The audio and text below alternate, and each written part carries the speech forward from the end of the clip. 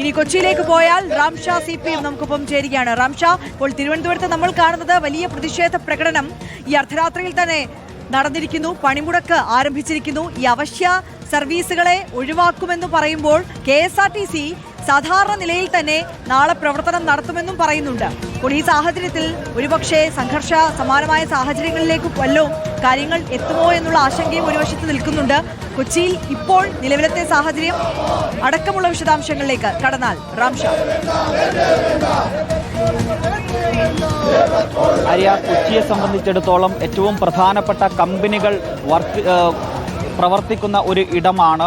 കേന്ദ്ര സംസ്ഥാന സർക്കാരുകളുടെ സ്ഥാപനങ്ങൾക്ക് പുറമെ വലിയ IT കമ്പനികൾ ഉൾപ്പെടെ പ്രവർത്തിക്കുന്ന ഒരു മെട്രോ നഗരമാണ് കൊച്ചി. ഈ കൊച്ചിയെ സംബന്ധിച്ച് പണിമുടക്ക് എങ്ങനെ ബാധിക്കും എന്നത് വളരെ പ്രധാനപ്പെട്ട ഒരു കാര്യമാണ്. ഞാനിപ്പോൾ നിൽക്കുന്നത് വൈറ്റില ഹബ്ബിലാണ്. ഇവിടെ നിരവധി യാത്രക്കാർ ബസ് കാത്തു നിൽപ്പുണ്ട്.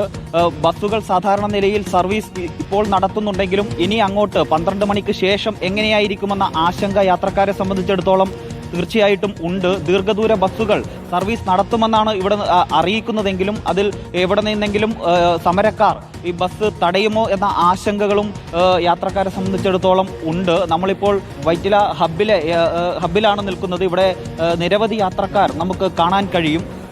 എങ്ങോട്ടാണ് പോകുന്നത്? എടപ്പാട്. ബസ് ബുക്ക് ചെയ്തതാണോ? ബുക്ക് ചെയ്തു. KSRTC ആണോ? അതെ, ബുക്ക് ചെയ്തല്ലോ.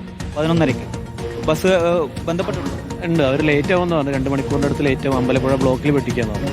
ബസ് ഓടുന്നുണ്ടെന്ന് തന്നെയാണ് അറിയിച്ചത്. ഓടുന്നുണ്ട്, പക്ഷേ എവിടെയെങ്കിലും സമരക്കാർ തടഞ്ഞു കഴിഞ്ഞാൽ നിർത്തേണ്ടി വരുന്ന പറഞ്ഞത്. വിളിച്ചു ചോദിച്ചപ്പോൾ ക്രൂവിനെ വിളിച്ചു. ഈ നിലയിലാണ് ബസ് ഇപ്പോൾ സർവീസ് നടത്തുന്നുണ്ട് എന്ന് തന്നെയാണ് KSRTC അറിയിക്കുന്നത്. അപ്പോൾ യാത്രക്കാർ എല്ലാവരും ഇവിടെ കാത്തു നിൽക്കുകയാണ്. പക്ഷേ സമരക്കാർ ഈ ബസ് തടയുന്നൊരു സാഹചര്യം ഉണ്ടായാൽ അത് എന്ത് സംഭവിക്കും എന്നതാണ് യാത്രക്കാരെ സംബന്ധിച്ചിടത്തോളമുള്ള ഒരു ആശങ്ക.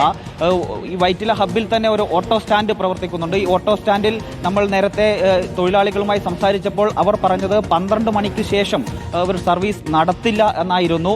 12 മണി വരെ ഓട്ടോ സർവീസുകളെല്ലാം നടത്തും, അതിനുശേഷം സർവീസ് നടത്തില്ല എന്നതായിരുന്നു അവർ അറിയിച്ചിരുന്നത്. കൊച്ചി നഗരത്തെ സംബന്ധിച്ച് മറ്റൊരു പ്രധാനപ്പെട്ട യാത്രാ മാർഗം എന്നത് കൊച്ചി മെട്രോയാണ്. കൊച്ചി മെട്രോ സാധാരണഗതിയിൽ സർവീസ് നടത്തും എന്ന് തന്നെയാണ് കൊച്ചി മെട്രോ അറിയിച്ചിട്ടുള്ളത്. വാട്ടർ മെട്രോ ഉൾപ്പെടെ സർവീസ് സാധാരണഗതിയിൽ തന്നെ നടത്തും എന്നതാണ് കൊച്ചി മെട്രോ അറിയിച്ചിരിക്കുന്നത്. ഫീഡർ ബസ്സുകളിൽ മാത്രമാണ് ചെറിയ പ്രശ്നങ്ങൾ ഉള്ളത്. ഫീഡർ ബസ്സുകൾ ആലുവയിൽ നിന്നും എയർപോർട്ടിലേക്ക് പോകുന്ന ബസ്സും അതുപോലെ തന്നെ കളമശ്ശേരി മെഡിക്കൽ കോളേജിലേക്ക് പോകുന്ന ബസ്സുകളും മാത്രമാണ് സർവീസ് നടത്തുക. മറ്റു മെട്രോ സർവീസുകളെല്ലാം, അതായത് റെയിലും അതുപോലെ വാട്ടർ മെട്രോയും സാധാരണഗതിയിൽ തന്നെ സർവീസ് നടത്തും എന്ന് തന്നെയാണ് മെട്രോയും അറിയിച്ചിട്ടുള്ളത്.